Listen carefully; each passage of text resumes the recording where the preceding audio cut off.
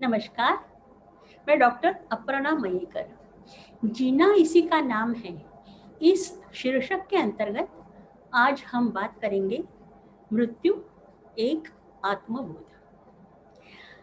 हम इंसान के जन्म में आए हैं, इसलिए हमें भगवान का शुक्रिया अदा करना चाहिए, क्योंकि आत्मा का जो प्रोग्रेस होता है, जो प्रगति होती है, वो हम इसी मनुष्य जन्म में कर सकते हैं।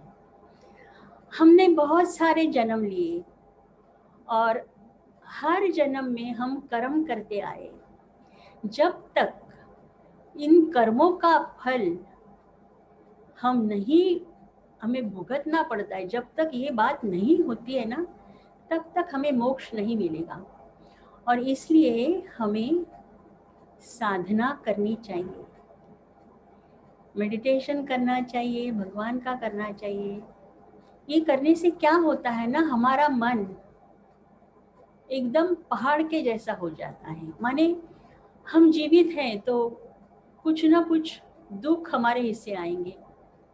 जब तक दुख हमारे हिस्से नहीं आता, हमें सुख की कीमत मालूम नहीं पड़ती। सही है ना? उसी तरह अगर हम सक्सेसफुल नहीं होते, उसके बाद में अगर हमें सक्सेस मिलता है, तो हमें सक्सेस की कीमत मालूम पड़ती। और जैसे कि एक बात है कि हमने जन्म लिया है, तो मृत्यु तो अटल है। पर मृत्यु कैसे है कि एक स्टेशन के जैसा, ट्रांजिट जिसे हम कहेंगे, कि वहाँ हम एक शरीर छोड़ के पुनर्जन्म लेते हैं, फिर से नई जिंदगी हम शुरू करते हैं। तो इसी सिलसिले में मैं आपको एक कहानी बताऊंगी, सच्ची कहानी।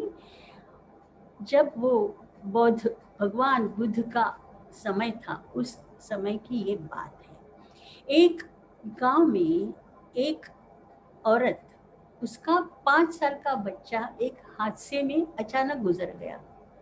तो वो तो जैसे पागल हुई। गांव में जितने वैद्य थे, जितने डॉक्टर्स थे, सबके पास जाके बारी बारी वो पूछती थी, रिक्वेस्ट करती थी कि मेरे पुत्र को आप कृपया जीवित कीजिए। तो ये तो पॉसिबल नहीं था। फिर गांव में एक बूढ़ा आदमी था, उसने कहा 2 दिन बाद हमारे गांव में भगवान बुद्ध पधारने वाले हैं, तो आप उनके पास जाओ। वो महात्मा है, तो आपकी समस्या का वो निवारण जरूर करेंगे। जैसे ही भगवान बुद्ध आए, ये औरत अपने पुत्र की लाश लेके उसने उनके चरणों में रख दिया और कहा कि हे महात्मा, कुछ भी कीजिए पर मेरे पुत्र को जीवित कीजिए। भगवान बुद्ध ने सब प्यार से सुनी उसकी कहानी और कहा, कोई बात नहीं, ये कोई कठिन बात नहीं। तुम गांव में से किसी एक घर से मुझे 10-15 मोहरी के दाने, राई के दाने लाके दे दो। तो इसने सोचा, इसमें क्या, राई के दाने तो हर घर में होते हैं ना। पर भगवान ने कहा, मेरी एक शर्त है कि ऐसे ही घर से तुम राई के दाने लाओगी जिस घर में कभी किसी की भी मौत नहीं हुई है।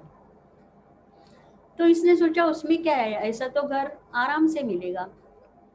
अब जैसे वो पहले घर में गई, उस औरत ने उसे राई के दाने दिए। तो इसने पूछा कि क्या आपके घर में किसी की मौत हुई थी? तो औरत ने कहा, 2 महीने पहले मेरे ससुर जी गुजर गए।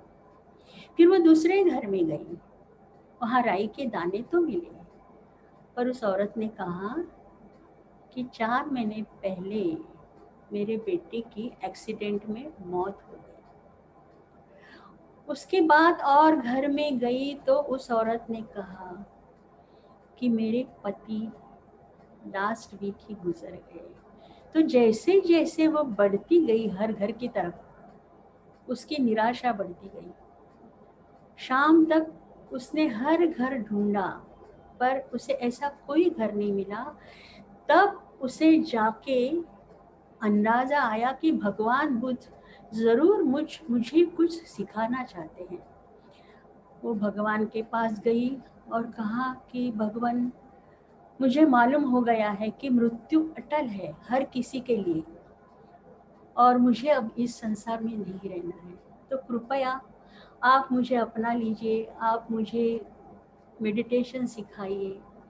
भगवान बुद्ध ने वो उसे अपने मठ लेके गए, सब साधना सिखाई और वो उनकी लाडली शिष्या हो गई।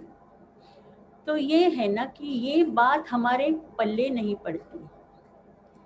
जब ये हमारे पल्ले पड़ेगा कि मृत्यु अटल है, तो हमारा जीवन सुखी होगा, शांति से गुजरेगा। स्वीकार करना होगा इस बात का।